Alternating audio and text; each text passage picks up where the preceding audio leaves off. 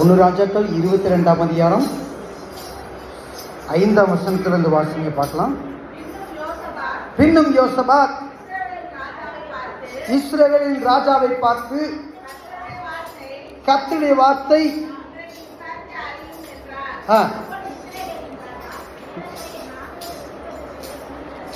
400 தீர்க்கதரிசிகளை கூடி வர செய்து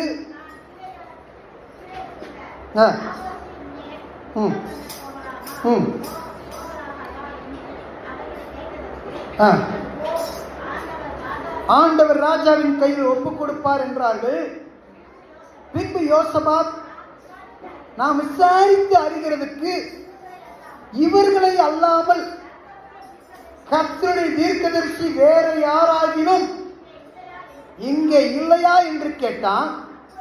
அப்பொழுது இஸ்ரவேலின் ராஜா யோசபாத்தை நோக்கி, கர்த்தரிடத்தில் விசாரித்து அறிகிறதற்கு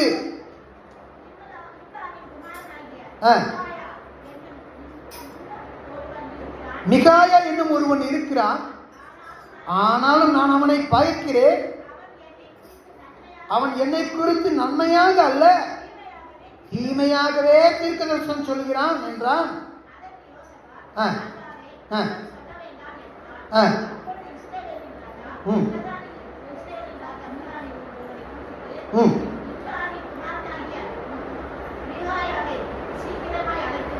பதினாலாம் வசனத்துக்கு அப்படியே ஜம்ப் பண்ணுங்க. 14ஆம் வசனம். அதற்கு மிகாயா, கர்த்தர் என்னிடத்தில் சொல்லுவதையே சொல்லுவேன் என்று கர்த்தருடைய ஜீவனை கொண்டு சொல்லுகிறேன் என்றான். ஒரு அல்லேலூயா சொல்லுங்க பார்க்கலாம். சமாதான அல்லேலூயா சொல்லுங்களேன். இந்த காலவில் உங்கள் மத்தியிலே நான் பேச போகிற செய்தியுடைய தலைப்பு, அதாவது நகரத்தில் கர்த்தரிடம் விசாரிக்கக்கூடிய உண்மையான ஒரு தீர்க்கதரிசி ஒருவன் கூட இல்லையா? ஒரு ஆமென் சொல்லுங்களேன். பக்கத்தில் இருக்கவங்க பார்த்து சொல்லுங்க, கர்த்தரிடத்தில் உண்மையாய் விசாரிக்கிற, கர்த்தருடைய வார்த்தையை கேட்கிற ஒரு உண்மையான நபர் கூட இல்லையா? ஒரு அல்லேலூயா சொல்லுங்க பார்க்கலாம். சமாதான அல்லேலூயா சொல்லுங்களேன். அதாவது இஸ்ரவேலின் ராஜா சண்டைக்கு போலாமா வேணாமா அப்படின்னு சொல்லிட்டு இங்க இன்னொரு ராஜா இருக்கிறான். அந்த ராஜாவுடைய பேர் இங்க சொல்லப்பட்டிருக்கிறது. அவனுடைய பேர் என்ன? யோசபாத். அந்த யோசபாத் என்ன சொல்றான், நம்ம சண்டைக்கு போலாமா இல்லையா அப்படின்றதுக்கு தீர்க்கதரிசிகளை அழைச்சிட்டு வாப்பா அப்படின்னு சொல்றாரு இஸ்ரவேல் ராஜா கிட்ட. இஸ்ரவேல் ராஜா என்ன சொல்றாரு, அவர்கிட்ட தீர்க்கதரிசி நிறைய பேர் வச்சிருக்கிறாரு. ஒருத்தர் இல்ல, 2 பேர் இல்ல, 400 பேர். எத்தனை பேரு? 400 பேரும் ஒரே வார்த்தையை சொல்லுகிறார்கள். என்ன வார்த்தை தெரியுமா? ராஜாவே, ராஜாவே, நீங்க இந்த சண்டைக்கு போனீங்கன்னா கர்த்தர் நிச்சயமாக உங்களுக்கு ஜெயத்தை கொடுக்கவே கொடுப்பார். ஒரு அல்லேலூயா சொல்லுங்களேன். இந்த 400 பேர் யாரு? ராஜாவுக்கு பிடித்தமானவர்கள். ராஜாவுக்கு என்ன பிடிக்குமோ அதை மட்டும் தான் சொல்லுவார்கள். ராஜாவுக்கு தேவனுடைய வார்த்தையை விட அவன் காதுக்கு இனிப்பான செய்தியை யார் சொல்லுகிறார்களோ அவர்களைத்தான் தேவனுடைய ஊழியக்காரர்களாக தீர்க்கதரிசியாக வைத்திருந்தான். ஆனா ஆண்டவர் சபைக்கு, தேவ ஜனங்களுக்கு கர்த்தரோடு இணைவதற்கு 3 நபர்களை வைத்திருந்தார். ஒன்று தீர்க்கதரிசி, இன்னொன்று ஆசாரியர்கள், ஆலயத்தில் தேவாலயத்தில் இருக்கக்கூடியவர்கள், 3 ஜனங்களை தேவன் பக்கம் தேவனுடைய பாதத்தில் மண்டியிட வைக்கிற ராஜாக்கள். இந்த 3 பேரும் கர்த்தருடைய சத்தத்தை கேட்டு கர்த்தருடைய சத்தத்துக்கு ஜனங்களை வழிநடத்த வேண்டிய வேலையில ஆண்டவர் நியமனம் பண்ணி இருந்தார். அப்படி இருந்த 3வரில் ஒருவராய் இருந்தவர் யார்? தீர்க்கதரிசி. அந்த தீர்க்கதரிசி எப்படிப்பட்டவனாக மாறினான்? மனிதனை பிரியப்படுத்துகிற, ராஜாவை பிரியப்படுத்துகிற மனிதனாக மாறிவிட்டான். இந்த ராஜா எப்படிப்பட்டவனாக மாறிவிட்டால், தேவனுடைய ஜனங்கள் தேவ ஜனத்துக்கான சத்தத்தை கேட்பதை விட தன் காதுக்கு பிடித்த செய்தியை யார் சொல்லுகிறார்களோ அவர்களை தீர்க்கதரிசியாக வைக்கக்கூடியவனாக மாறி போனான். ஒரு அல்லேலூயா சொல்லுங்களேன். சமாதான சொல்லுங்களேன். அதனால 400 பேர் என்ன சொன்னாங்க? ஒரே செய்தியை சொன்னாங்க. அதனால இந்த இவர் யோசபாத் என்ன சொல்றாரு, ராஜாவே, ராஜாவே, இந்த 400 பேர் கடக்கட்டும், இந்த 400 பேர் சொன்னது இருக்கட்டும், அவங்க சொல்றதை பார்த்தா தேவனுடைய வார்த்தை மாதிரி தெரியல, இந்த 400 பேருக்கு மேல வேற ஒரு தீர்க்கதரிசி இல்லையா உங்க ஊர்ல அப்படின்னு கேட்கிறாரு. ஒரு அல்லேலூயா சொல்லுங்களேன். நம்மலாம் டாக்டர்கிட்ட போவோம், மருந்து மாத்திரை சாப்பிட்டுட்டே வருவோம். திடீர்னு பக்கத்து வீட்டு மதுரை சொல்லுவாங்க, அந்த டாக்டர் நல்லா செய்ய மாட்டாரு, நீங்க இந்த டாக்டர்கிட்ட வாங்க, அந்த மருந்தை சாப்பிட்டுக்கிட்டே கேட்கலாம் வாங்க அப்படின்னு சொன்னா உடனே என்ன பண்றீங்க, கூடுதலா ஒரு டாக்டர்கிட்ட போய் ஒப்பீனியன் கேட்க போறது மாதிரி இப்போ 401வது ஒரு தீர்க்கதரிசி இருக்கிறானா என்று சொல்லி கேட்கிறான். ஒரு அல்லையா சொல்லுங்க பார்க்கலாம், சமதா இல்லையா சொல்லுங்களேன். நம்ம ஊர்ல ஒரு பழமொழி சொல்லுவாங்க, 10 பேர் போய் சொன்னா பொய் கூட உண்மையாயிரும் சொல்லுவாங்க. ஆனா 10 பேர் உண்மை சொல்லுகிறார்கள் என்பது அல்ல. 10 பேர் இருக்கிறதுனால, அங்க கூட்டமா இருப்பதினால கூட்டம் சொல்வதெல்லாம் உண்மையாகி விடாது. ஒருவர் தனியாக இருந்தாலும் உண்மை உண்மையாகவே மாறுகிறது. ஒரு ஆமென் சொல்லுங்கள. இந்த ராஜா என்ன பண்ண, அந்த தீர்க்கதரிசியை சும்மா விடல, துரத்துக்கிட்டே இருந்தான். தீர்க்கதரிசி எப்பவுமே ஓடிக்கிட்டே இருக்கக்கூடியவர்களாம் தீர்க்கதரிசி. தீர்க்கதரிசியை யாரும் சொந்த வீட்டில் ஏற்றுக்கொள்ள மாட்டார்கள், சொந்த வீட்டில் வைத்திருக்க மாட்டார்கள். தீர்க்கதரிசி என்பவன் உயிருக்கு பயந்து ஓடிக்கொண்டிருக்கிறவன். தீர்க்கதரிசி என்பவன் உண்மையான தீர்க்கதரிசி ஜனங்களை பிரியப்படுத்தல, தேவனை பிரியப்படுத்தக்கூடியவனாக இருக்கிறான். ராமன் சொல்லுங்களேன், சமதாலியா சொல்லுங்களேன். இவன் யார்? அவன் சொல்லுகிறான், கர்த்தர் எனக்கு என்ன சொல்லுகிறாரோ அதைத்தான் சொல்லுவேன். ராஜா, நீ கேட்டால் கேளும், கேட்காவிட்டால் போ, ஆண்டவர் எனக்கு சொல்லுகிறதான் நான் சொல்லுவேன். நான் சொல்றதுக்கு முன்னாடியே உனக்கு கசப்பா இருக்கலாம், ஆனா நான் சொல்லுவதெல்லாம் கர்த்தருடைய வார்த்தையே உனக்கு சொல்லுகிறேன் என்று சொல்லக்கூடியவனாக இருந்தான். ஒரு ஆமென் சொல்லுங்களேன். அல்லேலூயா. சமதாலியா சொல்லுங்களேன். நீங்க ஜெபிக்கிற மனிதரா இருப்பீங்கன்னா, நீ தேவனுடைய சத்தத்தை கேட்கிற மனிதரா இருப்பீங்களா? நிச்சயமா சொல்றேன், மத்தவங்க சொல்றத நீங்க கேட்க மாட்டீங்க, மத்தவங்க போகிற வழியில போக மாட்டீங்க, நீங்க எதிர் திசையில போகக்கூடிய நபராக இருக்கிறீர்கள். ராமன் சொல்லுங்களேன், சமதாலியா சொல்லுங்களேன். ஆமா, எங்க அப்பா அடிக்கடி சொல்லுவாரு, செத்த மீன் எப்பயுமே தண்ணியில அடிச்சுக்கிட்டு ஓடும், ஆனா உயிருள்ள மீன் தண்ணியிலிருந்து எதிர் நீச்சல் போடக்கூடியதாக இருக்கிறது. ஒரு அல்லையா சொல்லுங்களேன். ஊரோடு ஒத்துப்போ என்பது இந்த உலகத்தின் வழக்கு, என் ஆண்டவர் வழியிலே நீ போக வேண்டும் என்பது தேவனுடைய வாக்காக இருக்கிறது. ஒரு அல்லையா சொல்லுங்களேன். நம்மை சுற்றி எத்தனையோ சத்தங்கள் எழுப்பப்பட்டு கொண்டிருக்கிறது. பறவைகளின் சத்தம், மிருகங்களின் சத்தம், வாகனங்களின் சத்தம், அது மாத்திரமல்ல நம்முடைய மாமியாரின் சத்தம், மருமகளின் சத்தம், பிள்ளைகளின் சத்தம், கணவனின் சத்தம், எல்லாருடைய சத்தம், உலகத்தின் சத்தம், சாத்தானுடைய சத்தம், எல்லா சத்தத்தின் மத்தியில் எந்த ஒரு மனிதன் தேவனுடைய சத்தத்தை அவன் புரிந்து கொண்டவனாக இருக்கிறானோ, கேட்கிறவனாக இருக்கிறானோ, கீழ்ப்படிக்கிறவனாக இருக்கிறானோ, அவன் தான் தேவனுடைய வார்த்தையின்படி நடக்கிறவனாக இருக்க முடியும். ஒரு ஆமென் சொல்லுங்களேன். அல்லேலூயா. அவருடைய வார்த்தை கேட்கவே இல்லைன்னா எப்படிங்க அவர் வழியில நடக்க முடியும்? அவருடைய வார்த்தைக்கு கேட்காம மனுஷ வார்த்தையின்படி நடந்தா எப்படிங்க ஆண்டவரை பிரியப்படுத்துகிறதா இருக்கும்? ஒரு ஆமென் சொல்லுங்களேன். இந்த 400 பேருக்கு பக்கத்துல ராஜா நின்னா, ஆனா 400 பக்கத்துல மேல ராஜா நின்னாலும் அந்த பரலோக ராஜா நிக்கல. ஒரு அல்லையா சொல்லுங்க பார்க்கலாம். இவன் ஒருத்தனா காட்டுல தெரிஞ்சான், ஓடிக்கிட்டு இருந்தான், உயிருக்கு பயந்து ஓடினான். தனித்தவனாக இருந்தாலும் ராஜா அவன் பக்கம் இல்லாட்டியும், 400 தீர்க்கதரிசி இல்லாட்டியும் ராஜாதி ராஜா அவன் பக்கம் இருந்தபடினாலே அவன் கொண்டு வரப்பட்டான். ஒரு அல்லையா சொல்லுங்களேன். எந்த ராஜா அவனை வெறுத்தானோ, எந்த ராஜா இவன் பேச்ச கசக்குதுன்னு சொன்னானோ, அவனை பகைச்சானோ, எதிரியா பார்த்தானோ, அதே ராஜா அவனை வரும்படியாக கொண்டு வந்தார். ஒரு அல்லையா சொல்லுங்களேன். அதுக்காக ராஜா பரவாயில்ல, என் பழைய பகையெல்லாம் விட்டுட்டு எனக்கு ஏதோ செய்ய போறீங்க உலகன்னு அந்த ராஜாவை பிரியப்படுத்தாம ஆரம்பிக்கல. அவன் சொன்ன, ராஜா இப்போ கூட என் ஆண்டவர் என்ன சொல்றாரோ அதைத்தான் நான் சொல்லுவேன் என்பதை அந்த ஆண்டவருடைய ஜீவனை கொண்டு சொல்லுகிறேன் சொன்னான். ஒரு விஷயமா இல்லையா சொல்லுங்களேன். அல்லேலூயா. நம்ம எலெக்ஷன் டைத்தில் பார்த்தீங்கன்னா நிறைய டிவியில பெரிய பெரிய பாஸ்டர்லாம் நிற்பாங்க, பெரிய பெரிய சபை போதகர்லாம் பார்த்துருக்கீங்களா? அரசியல்வாதி கூப்பிட்டுட்டு, ஐயா நாங்கள் உங்களுக்கு ஓட்டு போட வைக்கிறேன்னு சொல்லுவாங்க. பார்த்துருக்கீங்களா? நிறையா. என்கிட்ட ஒரு பாஸ்டர் சொன்னார், தேனியில் ஒரு பாஸ்டர் நிறைய பாஸ்டர்ஸை கூப்பிட்டு, அரசியல்வாதி கூப்பிட்டு நிறைய காசெல்லாம் வாங்கிட்டு கடைசியில் அரசியலை செஞ்சுட்டாரு, ஊழியத்தையே விட்டு ஓடிட்டாருன்னு சொன்னார். ஒரு இல்லையா சொல்லுங்களேன். உச்சமதான் இல்லையா சொல்லுங்களேன். அரசியல்வாதி அந்த ராஜா அவனை பிரியப்படுத்தல, என் அப்பாவை பிரியப்படுத்துகிறது தான் உண்மையான தீர்க்கதரிசியாக இருக்கிறான். ஒரு அல்லையா சொல்லுங்களேன். உச்சமதான் இல்லையா சொல்லுங்களேன். தேவனுடைய சத்தத்தை கேட்கிறவர்களாக நாம இருந்தா தான் அந்த சத்தத்துக்கு கீழ்ப்படிய முடியும். ஆண்டவர் சொல்ற, என் நாடுகள் என் சத்தத்துக்கு செவி கொடுக்கிறது. என் நாடு இல்லாதது அது அந்நியராக நான் காணுகிறபடினாலே, நான் தெரிகிறபடினாலே என் சத்தத்துக்கு செவி கொடுக்காது. இந்த ஆடு மேய்க்கிறவங்களை பாருங்க, அவன் தை தை தை ஓட்டிக்கிட்டே போவான். நீங்களும் தைன்னு சொல்லி பாருங்க, உங்களுக்கு கண்டுக்கவே கண்டுக்காது. ஆனா அவன் சொல்ற வார்த்தைக்கு அந்த ஆடு கிளீனா கேட்கக்கூடியதாக இருக்கும். ஒரு அல்லையா சொல்லுங்களே, சொல்லுங்களேன். ஹே சமப்பி, ஹே ப்ளூ கலர், ஹே வெள்ளை அப்படின்னு சொல்லி பேர் சொல்லி அழைக்கிறவனா இருக்கிறான். ஹே நீட்ட குப்பி, ஹே குட்டை ஆடு, ஓ நெட்ட ஆடு, ஹே நொண்டி ஆடு என்று சொல்லி பேசி பேர் சொல்லக்கூடியவனாக இருக்கிறான். ஒரு ஆளுமே சொல்லுங்களேன், உச்சமதான் இல்லையா சொல்லுங்களேன். ஆண்டவர் இயேசுப்பா அப்படித்தான் சொல்றாரு, என் ஆடு என் சத்தத்துக்கு செவி கொடுக்கிறதாக இருக்கிறது. ஒரு ஆமேன் சொல்லுங்களேன். இந்த இஸ்ரவேலில ஆண்டவருடைய சத்தத்தை கேட்கக்கூடிய ஒரு தீர்க்கதரிசி கூட இல்லையா? 400 பேர் பொய் தீர்க்கதரிசியாவா இருக்கிறது. அவனுக்கு அந்த 400 பேர் சொன்ன போதும் அது கர்த்தருடைய வாக்கு அவனுக்கு புறப்படவில்லை, ஏற்றுக்கொள்ள முடியவில்லை.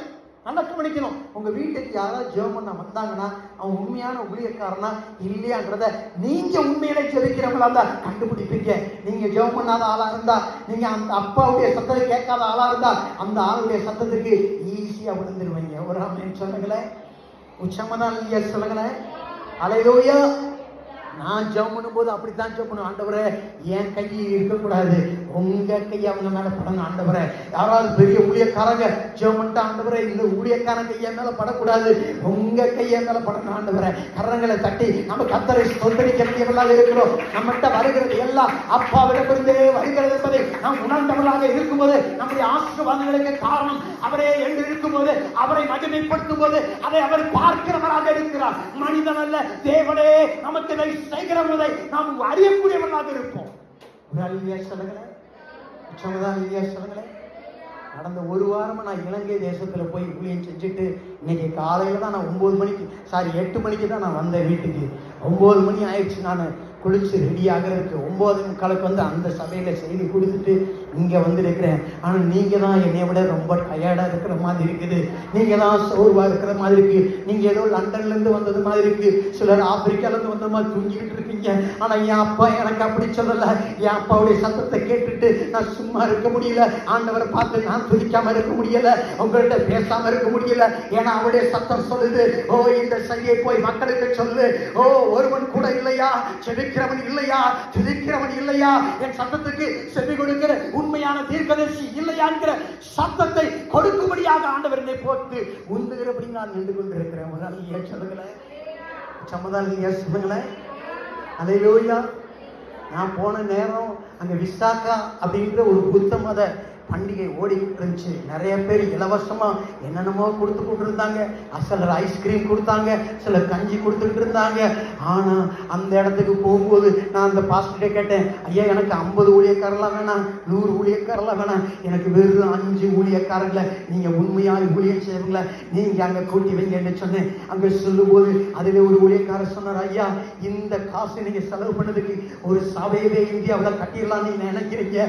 ஆனா ஆண்டவர் சொல்ற இந்த இலங்கை தேசத்துல பிசாசின் ராஜ்யம் நீங்க காலடி வைத்த உடனே அங்கே நடுநடுங்க ஆரம்பித்து விட்டது. ஒரு பெரிய அசைவை என் ஆண்டவர் கொடுத்து விட்டார் என்று என் ஆண்டவர் சொன்னதை அங்கே உரைத்து போதுதான் ஆண்டவர் ஏற்கனவே என் ஜபரையில சொன்னதை அப்படியே சொன்னதை நான் கேட்கக்கூடியவனாக இருந்தேன். ஒரு அல்லியா சொல்லுங்களேன், உச்சமதா அல்லியா சொல்லுங்களேன். செபிக்கிற மனுஷனுக்கு இன்னொருத்தன் சொல்றது புதுசா இருக்காது. ஏன்னா அப்பா அவன்கிட்ட சொல்லி உங்கள்கிட்ட சொல்றதுக்கு முன்னாடியே உங்ககிட்ட சொல்லிடுவாரு. ஒரு ஆமென் சொல்லுங்களேன், சமதாலியா சொல்லுங்களேன். செபிக்காதவங்களுக்கு தான் புதுசா இருக்கும். அப்படியே ஆணு கேட்பாங்க, ஆண்டவர் என்ன சொல்றான்னு கேட்டு சொல்லுங்க. மந்திரவாதி மாதிரி கேட்பாங்க, குறி கேட்கறவங்க மாதிரி. ஐயோ ஜெர்மனி ஆண்டவர் எனக்கு என்ன சொல்றாரு. உங்ககிட்ட பேசலைன்னா அப்பா உங்ககிட்ட சண்டை போட்டிருந்தா தான், இல்லை நீ அவர்கிட்ட சண்டை போட்டிருந்தா தான் அவர்கிட்ட நீ பேச முடியாம அவர் உன்கிட்ட பேச முடியாத நிலையில இருப்ப. அப்பதான் 3வது ஆள் மூலமா அவங்ககிட்ட பேசுவாரு. ஆனா அப்பாவுடைய பிள்ளையா இருக்கும்போது 3வது ஆள் மூலமா என் அப்பா என்கிட்ட பேச மாட்டாரு, என்கிட்ட நேரடியாகவே பேசுகிறவர்கள் வல்லமையில அன்புள்ள தகப்பனாக அவர் இருக்கிறவராகவே இருக்கிறார். அல்லேலூயா, அல்லேலூயா. நீங்க சண்டைக்காரங்களா தான் மூணாவது ஆள் வந்து பேசுவான். நீங்க நல்லவரா இருந்தா, ஒற்றுமையா இருந்தா, மூணாவது ஆள் அல்ல, நேரடியாகவே ஆண்டவர்களோடு கூட பேசுகிறதுல வல்லமை உள்ளவராகி இருக்கிறார். ஒரு ஆமென் சொல்லுங்களேன். 400 பேர் இருந்தாங்க, ஒருத்தர் 2 பேர் இல்ல, 400 பேர். யோசித்து பாருங்க, அவ்வளவு கூட்டமான பேர் சொன்னான், ராஜா நீங்க போனா ஜெயிச்சிருவீங்கன்னு சொன்னான். ஆனா இவன் வந்தவனே என்ன சொல்ல ஆரம்பிக்கிறான் தெரியுமா? அந்த வசனத்துல 15ஆம் வசனத்தை வாசிங்க பார்க்கலாம். 15ஆம் வசனம்.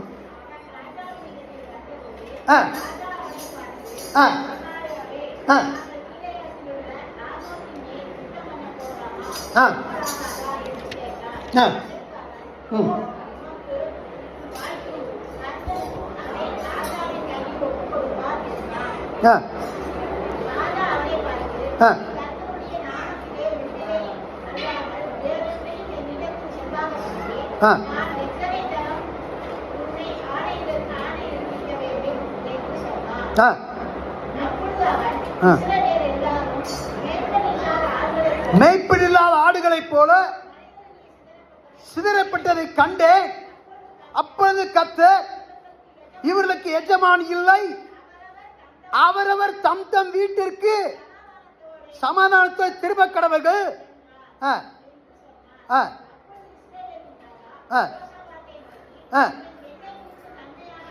என்னை குறித்து நன்மையாக அல்ல, தீமையாகவே தீர்க்கதரிசனம் சொல்கிறான் என்று நான் உங்ககிட்ட சொல்லலையா பாடுறான். ஒரு அல்லியா சொல்லுங்க பார்க்கலாம். அவர் என்ன சொல்றான்? கிண்டல் அடிக்கிறான் ராஜா பார்த்து. ராஜா ராஜா நீங்க போங்க, 400 பேர் பேச கட்டீங்களா, போங்க, அவங்க சொன்னதான் உண்மை, நீங்க போய் சண்டைக்கு போங்க ராஜா. ஆனா நான் சொல்றேன், ஒவ்வொருத்தரும் செதறி ஓடுவீங்க. ஒரு அல்லியா சொல்லுங்களேன். ஆண்டவர் கிண்டல் அடிக்கிறதுலும் சில அர்த்தங்கள் இருக்கு. ஒரு அல்லியா சொல்லுங்களேன். சில பேர் ஆண்டவர்கிட்ட விட்டுட்டு எங்கெங்கயோ ஓடுவாங்க, நான் பார்த்துருக்கிறேன். ஆனா இருந்த நிலைமையிலே விட கீழே தான் போயிட்டு இருப்பாங்க. ஒரு அல்லியா சொல்லுங்களேன். ஆண்டவர்கிட்ட இவன் என்ன சொல்றான்? ஆண்டவரை சொல்றதுதான் நான் சொல்லிட்டு நீங்க போங்க போங்க, சண்டையில நீங்க ஜெயிச்சிருவீங்க. ஆனா ஒண்ணு சொல்றேன், எல்லாரும் சதறி ஓடுவீங்க. ஜெயிச்சுட்டா இருக்கிற சதறி ஓடுவான். யோசிச்சு பாருங்க. அப்ப நக்கல் அடிக்கிறான். இப்ப ராஜா புரிஞ்சுக்கிட்டு, பாத்தீங்களா முதலே சொன்ன, இவன் எப்பயுமே நல்லது சொல்ல மாட்டான், இவன் கெட்டதுதான் சொல்லுவான், இவனை அதுக்கு தானே கூப்பிடுற அப்படின்னு அவன் சொல்றான். அதுக்கு அடுத்த வசனத்தை வாசிங்க கீழே.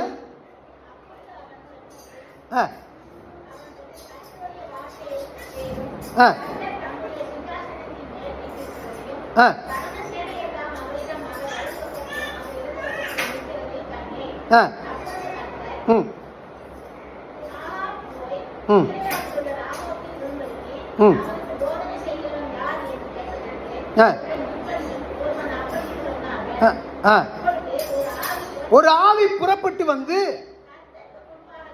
நின்று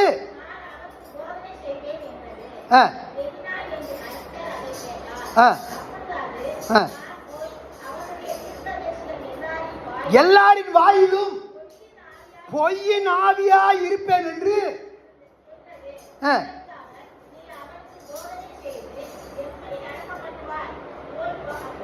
பாருங்க. இப்ப ஆண்டவரே என்ன பண்றாரு? ஊழியக்காரன் வயல பொய்ய கொடுக்கிறாராம். ஒரு ஆள் சொல்லுங்களேன், உச்சமதான் சொல்லுங்களேன். சில போதர்கள் வாயை திறந்தாலே பொய். ஒரு ஊழியக்காரர் ஒருத்தர் மதுரையில நான் போயிருந்தேன், என்னை கூப்பிட்டுருந்தாரு. அப்போ ஒரு வீட்டு கூட்டத்துக்காக நாங்கள் போயிருந்தோம். அப்போ அவர் சொல்றாரு, ஐயா நான் துபாயில் இருந்தேன், துபாயிலிருந்து மெட்ராஸ் வரைக்கும் இத்தனை 1000 கிலோமீட்டர் நான் டேப் வைத்து அளந்து கொண்டு வந்தேன், இங்கே வந்தேன் அங்கே வந்தேன். ஒரு அல்லையா சொல்லுங்களேன். அல்லேலூயா. நான் அவருக்கு முன்னாடி எங்கெங்க போட்டு வந்து நின்றுட்டு இருக்கிறேன், என் முன்னாடியே அவர் என்ன பண்றாரு? டேப் போட்டு அளந்தார் அவரு. ஒரு அல்லையா சொல்லுங்களேன். இன்னைக்கு ஊழியக்காரங்கள்லாம் வாயில என்ன வருது? இப்படித்தான் வருது. ஒரு அல்லையா சொல்லுங்களேன். நம்மெல்லாம் இங்க விட்டு போன வீட்டுல என்னென்ன வாயில வருதோ தெரியலையே. கோபம் வந்தா தான் தெரியும் என்னென்ன வார்த்தை வருதுன்னு தெரியலையே. ஒரு ஆமென் சொல்லுங்களேன். நீங்களாம் நல்லவங்க, நீங்களாம் நல்ல வார்த்தை தான் பேசுவீங்க, கெட்ட வார்த்தையெல்லாம் பேசவே மாட்டீங்க. ஒரு ஆமென் சொல்லுங்களேன். உங்க பிள்ளைங்களும் உங்க வீட்டுக்காரமாவும் உங்க மனைவியும் தான் சாட்சி. அதுக்கு பக்கத்துல உங்க தேவதூதன் சாட்சி. ஒரு அல்லையா சொல்லுங்களேன். சமதா அல்லையா சொல்லுங்களேன். கெட்ட வார்த்தை ஒன்று உன் வாயிலிருந்து பொய்யின் ஆவி ஆண்டவர் கொடுக்கிறார். அப்ப அவன் என்ன சொல்றான்? நீ இந்த யுத்தத்துக்கு போக கூடாது, நீ போனா நீ கண்டிப்பாக சிதறடிக்கப்படுவாய். இஸ்ரவேல் அவனவன் அப்படி இப்படி ஒவ்வொருத்தரும் தடியெடுத்தவன்னா தண்டக்காரன் என்று சொல்லிக் கொண்டிருக்கிறான், அரசாட்சி பண்ணி கொண்டிருக்கிறான். ஆனா ஆண்டவர் தான் தன்னுடைய ஜனங்களை அரசாட்சி பண்ண விரும்புகிறார் என்று சொல்கிறான். ஒரு அல்லையா சொல்லுங்களேன், அல்லையா சொல்லுங்களேன். இஸ்ரவேலில் தேவனுடைய சத்தத்தை கேட்கக்கூடிய தீர்க்கதரிசி ஒருவனாகவே இல்லையா? ஆண்டவருடைய இந்த காலங்களில் கேட்கக்கூடிய கேள்வி அதுதான். ஒரே ஒரு சின்ன நடந்த சம்பவத்தை மட்டும் நான் சொல்லி உங்களுக்கு முடிச்சு எனக்கு டயர்டாக இருக்கிறதுனால முடிக்க விரும்புகிறேன். அப்பா பரவாயில்ல, இந்த வாரம் தான் வேகமாக முடிக்கிறாரு. ஒரு அல்லையா சொல்லுங்களேன், சபதாலியா சொல்லுங்களேன். அல்லேலூயா. நிறைய முகத்துல புல் சிரிப்பை பார்க்கிறேன். ஒரு அல்லையா சொல்லுங்களேன். என் பசங்க ஞாயிற்றுக்கிழமை தான் நாங்க கறி மட்டன்லாம் சாப்பிட்டு நல்லா தூங்குவோம். அல்லேலூயா. ஒரு ஊர்ல நிஜமாக நடந்த ஒரு சம்பவம், ஒரு குறிப்பிட்ட அயல் தேசத்தில் நடந்த உண்மையான சம்பவம். ஒரு மேய்ப்பர் ஒருவர் இருந்தார். அந்த மேய்ப்பர் எப்பொழுதுமே பாட்டு பாடிக்கிட்டே அந்த ஆடுகளை மேய்த்து கொண்டு வருவது வழக்கம். அவருக்கு மனைவி கிடையாது, ஒரே ஒரு மகள், செல்ல மகள். அவளை மிக அன்பாக நேர்மையாக நல்ல ஒரு பெண்ணாக வளர்த்து வந்தார். அந்த பிள்ளை கெட்டதே செய்யாதபடிக்கு நல்ல ஒழுக்கத்திலே வளர்த்து கொண்டு வந்தார். கடைசியில் அந்த பிள்ளை பள்ளி படிப்பை முடித்த உடனே ஒரு நாள் திடீரென்று வீட்டில் மேசையில ஒரு கடிதத்தை எழுதி வைத்து விட்டு காணாமல் போய்விட்டார். அவருடைய அப்பாவுக்கு இப்படியாக எழுதியிருந்தார், அப்பா, இவ்வளவு காலம் என்னை நீங்கள் உங்க ஒழுக்கத்தில் ஒரு தப்பு கூட செய்யாத நல்ல மகளாகவே வாழ வைத்து விட்டீர்கள், நல்லபடியாக பழக்க வைத்து விட்டீர்கள். ஆனால் எனக்கு நல்லவளாக வாழ்வது போரடித்து விட்டது, கசந்து விட்டது. நான் கெட்டவளாக வாழ்ந்து பார்க்க விரும்புகிறேன். ஆதலால் என்னை தேடி வர வேண்டாம், என் கண்காணாத தேசத்துக்கு போய் என் மனம் போல நான் வாழப் போகிறேன் என்று சொல்லி அவன் கடிதத்தை எழுதிவிட்டு கடந்து சென்று விட்டான். இந்த தகப்பன் எல்லா இடங்களிலும் தேடி பார்த்தார், முடியாத தகப்பன்.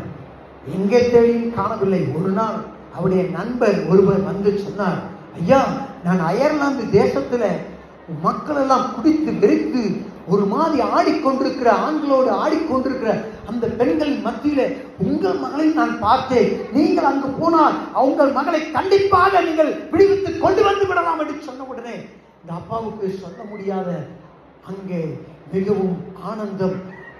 அதுக்குரிய ஃப்ளைட் டிக்கெட்லாம் வாங்கிட்டு அந்த ஊர்ல இருக்கக்கூடிய ஒவ்வொரு மதுபான கடைகளாக போய் அந்த என் மகளை பார்த்தீர்களா, என் மகளை பார்த்தீர்களா என்று சொல்லி கேட்டார்கள். அந்த நபர்கள் எல்லாரும் இந்த மனிதனை பைத்தியம் பிடித்தவன், இவன் எல்லா இடத்துக்கு வந்து என் மகளை பார்த்தீர்களா, என் மகளை பார்த்தீர்களா என்று உளறிக் கொண்டிருக்கிறான் என்று சொல்லி எல்லாரும் புறக்கணித்துக் கொண்டிருந்தார்கள். கடைசியாக ஒரு பெருங்கூட்டமாக இருந்ததான குடியர்கள் நிரம்பிய குடிவெறியோடு ஆடிக்கொண்டிருந்த ஆண்களும் பெண்களும் நடனம் ஆடிக்கொண்டிருந்த அந்த அந்த மதுபான கடைக்குள்ளாக இவர் ஒரு பாடலை பாட ஆரம்பித்தார். அவள் தன் சின்ன வயதில அந்த சிறுமி கேட்டதான அந்த தகப்பனாருடைய சத்தம் கேட்பதற்கு அகோரமாக தெரிந்தாலும் எல்லாரும் காதை பொத்தி கொண்டார்கள்.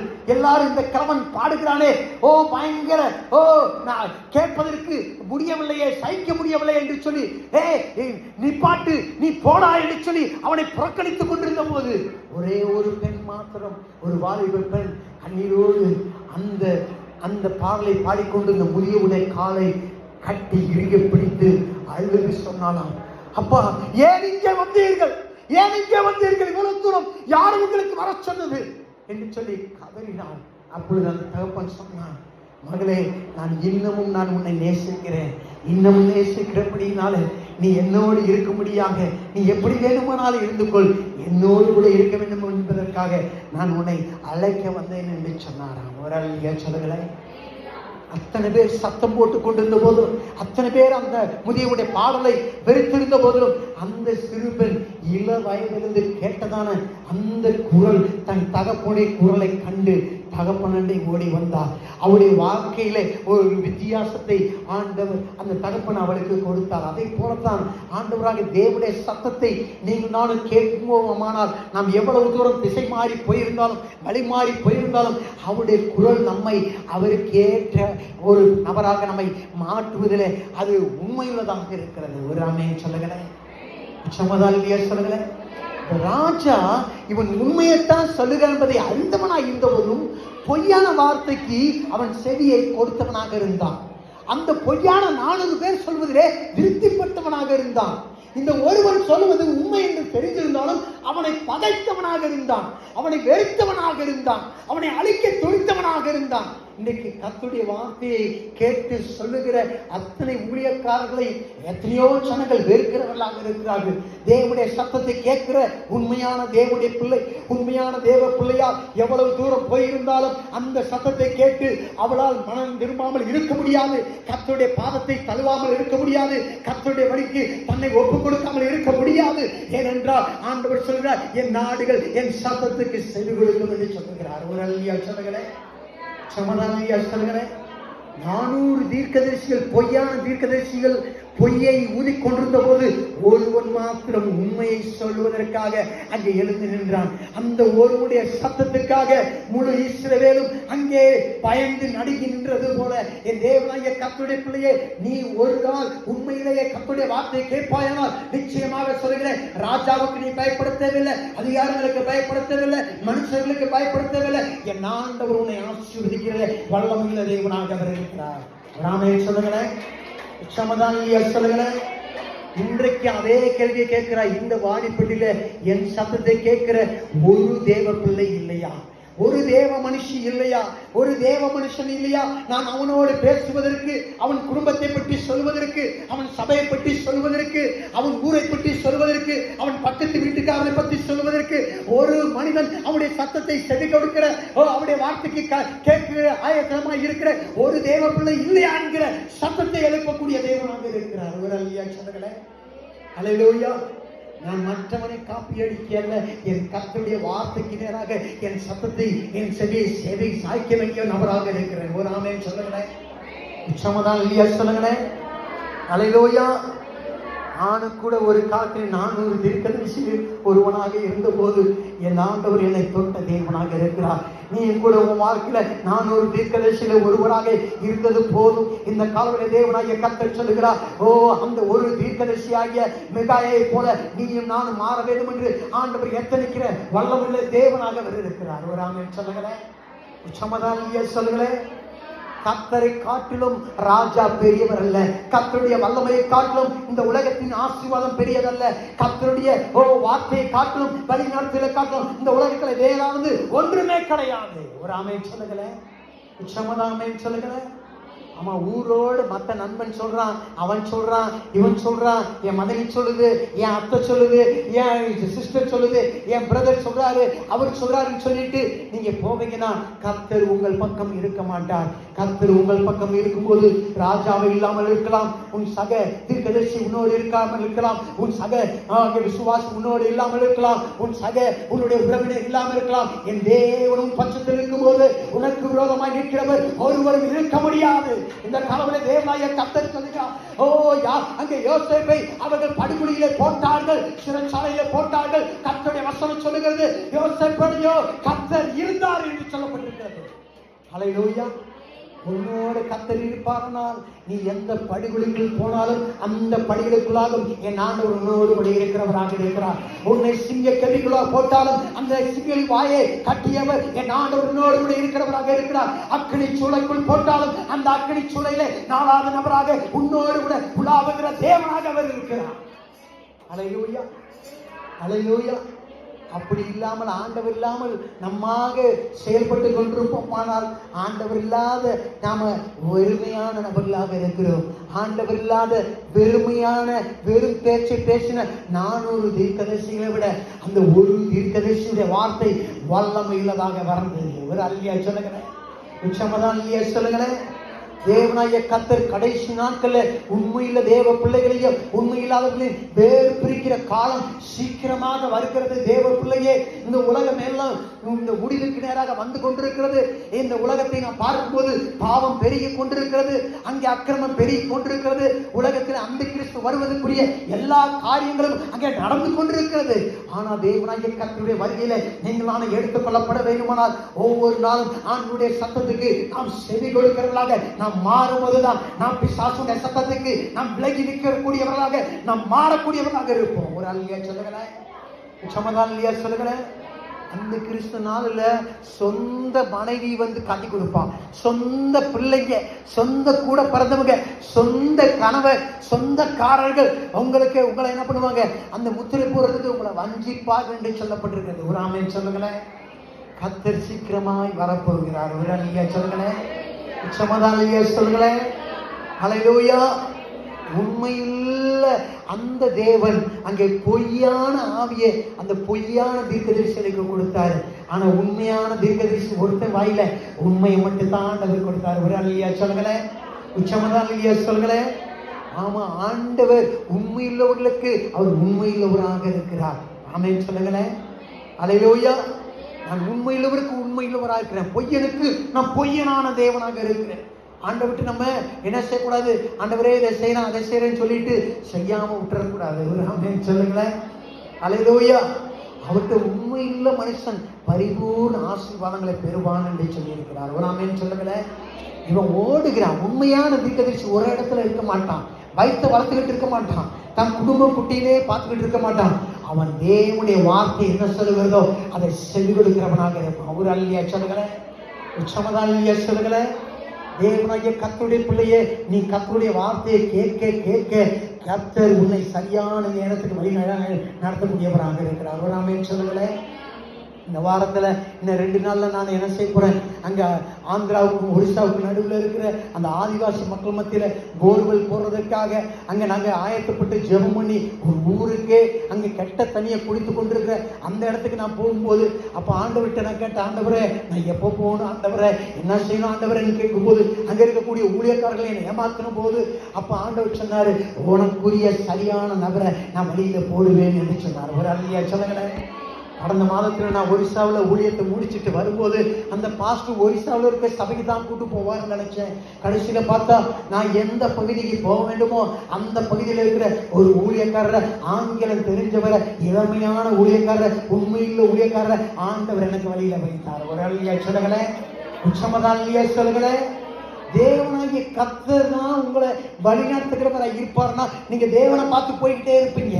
அப்ப நீங்க பாஸ்டர் பார்க்க கூடாது, கலந்து வீட்டுல ஜெபம் பண்ணலையே, அதை செய்யலே. நான் உங்களுக்கு ஏற்கனவே சொல்லியிருக்கிறேன், நீங்க நொண்டி ஆடா இருந்தா பரவாயில்ல, ஆஸ்பத்திரிக்கு போகணும், ஆஸ்பத்திரி அப்பதான் தேவை, டாக்டர் அப்பதான் தேவை. ஆனா நல்ல ஆளுக்கு கட்டு போடுறதுக்கு டாக்டர் அவசியமே கிடையாது. ஒரு ஆமென் சொல்லுங்களேன். கர்த்தருடைய வார்த்தை நீங்க கேட்டுக்கிட்டே இருந்தா நீங்க கர்த்தருடைய வார்த்தையினால உயிர்ப்பிக்கப்படுவீங்கன்னா, சுகப்படுத்தப்படுவீங்கன்னா, உங்களுக்கு தேவனுடைய வார்த்தையே வல்லமையுள்ளதாக இருக்கிறது. ஒரு ஆமென் சொல்லுங்களேன். உச்சமதாலியா சொல்லுங்களேன். சிலருடைய வீட்டுக்கு நான் வருவேன், ஆண்டவர் என்று சொல்லும்போது கண்டிப்பா வருவேன். ஒரு ஆமென் சொல்லுங்களேன். உச்சமதாலியா சொல்லுங்களேன். உங்களெல்லாம் நான் ரொம்ப நேசிக்கிறேன். உங்க வீட்டுக்கு வரணும், டெய்லி ஜெபம் பண்ணணும், எல்லாம் செய்யணும். அப்ப ஆண்டவர் சொன்னாரு, அப்பா நீ குண்டு செடிக்குள்ளேயே இருக்க போகிறியா, இல்ல நான் சொல்றதுக்கு நீ போக போகிறியா? ஒரு அல்லேலூயா சொல்லுங்களேன்.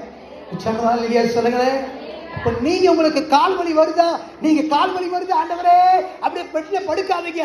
கால் வலியை கொடுக்கிற பிசாசே, இப்ப கால் வலியவா கொடுக்கிற, நான் பக்கத்து வீட்டுல நடந்து என் முனியம்மா கிட்ட போய் சத்தியத்தை சொல்ல போறேன். ஓ கால் வலியா, என் ஆண்டவருடைய வல்லமையான் பாப்ப நீங்க சொல்லுங்க, அந்த கால் வலி அகன்று போய்விடும். ஒரு அல்லேலூயா சொல்லுங்க பார்க்கலாம். உச்சமதாலியா சொல்லுங்களேன். ஆமா, போன 3 நாளைக்கு முன்னாடி அந்த இலங்கையில் இருக்க அந்த ஊழியக்காரர் மத்தியில் நான் பேசும்போது அந்த ஊழியக்காரர் அப்படித்தான் சொன்னார், ஐயா இன்னைக்கு நான் காலைல உங்க மீட்டிங் வர முடியாத தடை, எனக்கு பயங்கர மேற்கால வலி, சாப்பிடக்கூட முடியல. சாப்பிடாததோட நான் இந்த மீட்டிங்கு வந்து இங்க வந்த பிறகுதான் இது எவ்வளவு பெரிய ஆசீர்வாதமான மீட்டிங் நான் தெரிஞ்சுக்கிட்டேன். சாப்பிடலாம் பரவாயில்ல பிசாசே, நான் இந்த இடத்துல வந்து நான் இந்த மீட்டிங் அட்டன் பண்ணுவேன்னு சொல்லிட்டு நான் வந்தையா. கடைசியில் பார்த்தா அவர் தான் பாட்டு படிச்சு ஆராதனை நடத்திக்கிட்டு இருக்கிறாரு. அவரை பார்த்தா டயர்டானவர் மாதிரியே இல்லை, சுகமில்லாத மாதிரியே இல்லை. என் ஆண்டவர் புதுபலனை கொடுத்திருக்கிறார் என்று சொன்னார். ஒரு அல்லேலூயா சொல்லுங்க பார்க்கலாம். பிசாசு சில நேரத்துல உங்களை கட்டி வைப்பான், ஆலயத்துக்கு வர விடாதபடி கட்டி வைப்பான், துதிக்க விடாதபடி கட்டி வைப்பான், செபிக்க விடாதபடி கட்டி வைப்பான், வேலை வாசிக்க விடாதபடி கட்டி வைப்பான். அந்த நேரத்துல தான் நீங்க போல்டா அதிகமாக நின்று செபம் பண்ண வேண்டியவர்களாக, துதிக்க வேண்டியவர்களாக, செபிக்க வேண்டியவர்களாக, பிரசங்கிக்க வேண்டியவர்களாக இருக்கிறோம். ஆமென் சொல்லுங்களேன். இன்னைக்கு காலைலாம் அப்படித்தான் கண்ணை மூடும்போது ஐயோ ஆண்டவரே நான் தூங்கிடுவேனா, 12 மணி வரைக்கும் தூங்கிடுவேனா அப்படின்னு கண்ணை மூடிக்கிட்டே இருந்து அலாரத்தை வச்சுட்டு பார்த்தா கண்ணு அப்படியே வலிக்குது, திறக்க முடியல. ஆனாலும் கூட நான் வந்து என்னை இறக்கி விட்ட வண்டிக்கார எனக்கு பின்னாடி தான் வர்றான், ஆனா அவனை முந்திட்டு வேகமாக முடியாந்துட்டேன். ஒரு அல்லேலூயா சொல்லுங்க. உச்சமதாலியா சொல்லுங்களேன். அவன் டயர்ட்ல படுத்துட்டான். நைட்டெல்லாம் மெட்ராஸ்லேருந்து வந்து அவன் காலையில் 7 மணிக்கு மேலே தான் அவன் இங்கே வந்தான், திண்டியல் கிட்டே. அப்படிப்பட்ட டயர்ல அவன் போட்டுட்டு தூங்கிக்கிட்டு அவன் 9 மணிக்கு மேலே வரான். அவனை ஓவர் டேக் பண்ணி நான் வந்துட்டேன். ஒரு இல்லையா சொல்லுங்களேன், உச்சமதான் இல்லையா சொல்லுங்களேன். தேவனுடைய பலன் நம்மை அவருக்காக அதிகமானதை செய்ய முடியாத நம்மை பலப்படுத்தி விடும்.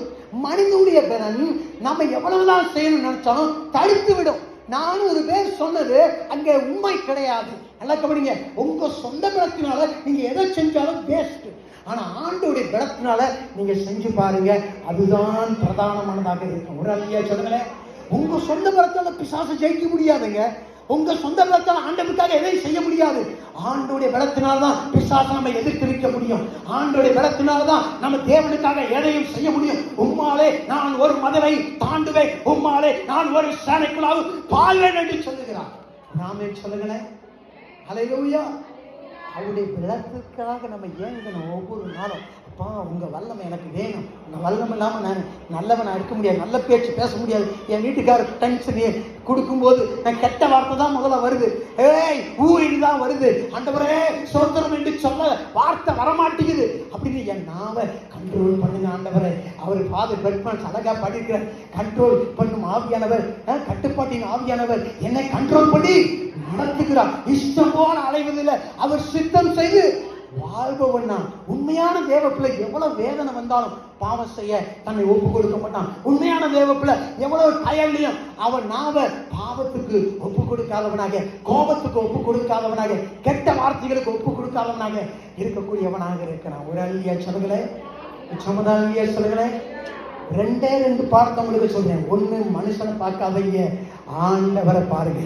இன்னொன்னு மனுஷனுடைய சத்தத்தை கேட்காதீங்க, அப்பாவுடைய சத்தத்தை கேளுங்க. ஒரு அல்லையா சொல்லுங்களேன், உச்சமான அல்லையா சொல்லுங்களேன். அந்த தீர்க்கதரிசி மத்தியிலே அந்த ராஜா கேட்டான், இந்த இஸ்ரவேலிலே தேவனுடைய சத்தத்தை கேட்கக்கூடிய இன்னும் ஒரு தீர்க்கதரிசி இல்லையா என்று சொல்லி கேட்டான். அப்படின்னா ஒரு உண்மையான தீர்க்கதரிசி கூட இல்லையா என்று கேட்டது போல ஆண்டவர் பரிசுத்த ஆவியானவர் இந்த காலவெளியில வாடிப்பட்டியில கர்த்தருடைய வார்த்தையை கேட்கக்கூடிய உண்மையான ஒரு தேவ பிள்ளை இல்லையா, இருக்க மாட்டானா, இருக்க மாட்டாளா என்று நமக்காக அவர் பரிதவிக்கக்கூடிய தேவனாக இருக்கிறார். ஒரு ஆமென் சொல்லுங்களேன். அல்லேலூயா. அதை எல்லாரும் இருக்கிற இடத்துல நின்று கொள்வோம். அப்பா நம்மை தேடி வரும்போது நம்முடைய படுகொலியில அவர் பாடக்கூடிய ஒரு பாடல், அவர் நம்மை மீட்டெடுக்கக்கூடிய ஒரு பாடல் என்ன தெரியுமா? அதுதான் அன்பின் பாடலாக இருக்கிறது, அதுதான் நேசத்தின் பாடலாக இருக்கிறது. அந்த பாடலை அந்த தகப்பன் தன் மகளை குறித்து நேசமாய் பாடின ஒரு பாடல். அந்த நேசத்தின் பாடத்தை கேட்டபோது அவர் மனம் கசந்து தன் தகப்பனுடைய காலிலே விழுந்தது போல அப்பாவுடைய பாதத்திலே நாம் அறிந்திருக்கிறோம். ஆண்டவரே உம்முடைய சத்தத்தை கேட்கக்கூடிய உண்மையான ஆளாக என்னை ஒப்புக் கொடுக்கிறேன் ஆண்டவரே. இந்த நாளிலிருந்து என்னோடு நீர் இடைப்படுவீராக. இந்த நிமிஷத்திலிருந்து உம்முடைய சத்தத்தை கேட்கிறது மாத்திரமல்ல, அதன்படி நடக்க எனக்கு பலன் தாரும் ஆண்டவரே. ஹல்லேலூயா, ஹல்லேலூயா. அப்பா நீர் இங்க வந்திருக்கிற ஒவ்வொருவரோடு கூட பேசுவீராக. ஹல்லேலூயா. எப்படிப்பா உமக்கு நன்றி சொல்லுவேன், சொல்ல வார்த்தையே இல்லை. நீங்க போதிய வாக்கு முழுவதும் பேர ஆசையே இல்லை. எப்படிப்பா உமக்கு நன்றி சொல்லுவேன், சொல்ல வார்த்தையே இல்லை. நீங்க போதிய வாக்கு முழுவதும் பேர ஆசையே இல்லை. தாய் உருவா கருவை கண்டீரையா, என் பேர் உருவா சொல்லி அழைத்தீரையா. நரம்புகள் உருவாகல, எலும்புகள் உருவாகல, தந்தைகள் உருவாகல, தரிசனம் உருவானதே. தான் கருவே தரிசனம் உருவானதே. எப்படிப்பா உனக்கு நன்றி சொல்லும், சொல்ல வார்த்தையே இல்லை. நீங்க போவிய வாக்கு முழுவதும் வேற ஆசையே இல்லை. எப்படிப்பா உனக்கு நன்றி சொல்லுவேன், சொல்ல வார்த்தையே இல்லை. நீங்க போவிய வாக்கு முழுவதும் சொல்லுங்க. எப்படிப்பா உனக்கு நன்றி சொல்லுவேன், சொல்ல வார்த்தையே இல்லை. சூரிய முழுவதும் வேற ஆசை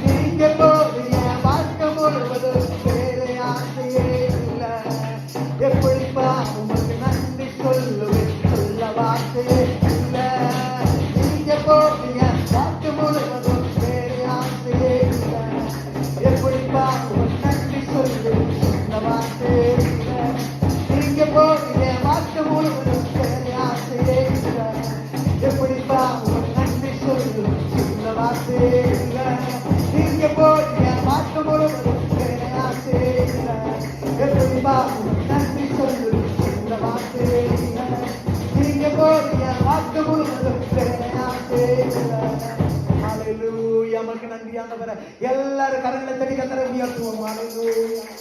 ஹalleluya.